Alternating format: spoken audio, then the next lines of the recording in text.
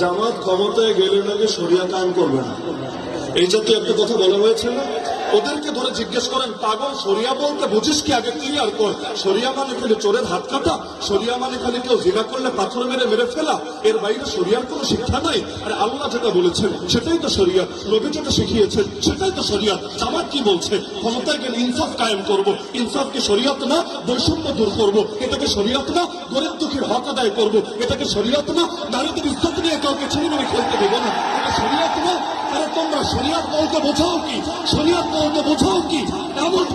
এমনকি তারা যে প্রলোভন দিচ্ছে ক্ষমতায় গেলে তারা শরিয়ত কায়েম করে উল্টিয়ে ফেলবে, এটা কোন শরিয়ত? গতকালও তো আমি দেখেছি, আমি নিজ কানে ভিডিও, সরাসরি তো ছিলাম না, এই মাঠের কথা বলছি। এই মাঠে আমার নাম ধরে নিকৃষ্ট ভাষায় গালিগালাজ করা হয়েছে নাকি হয় নাই? আমাকে আজকে এখানে আসতে দিবে না এরকম ঘোষণা অথর্ব দিয়েছে নাকি দেয় নাই? এই গিবত করো তোমাদের শরিয়ত, গালিগালাজ করো তোমাদের শরিয়ত, হুমকি ধমকি দেওয়া তোমাদের শরিয়ত, গুন্ডামি রাস্তারি করো তোমাদের শরিয়ত। বেটা ফাজিল ভোটে টাকা দাও না।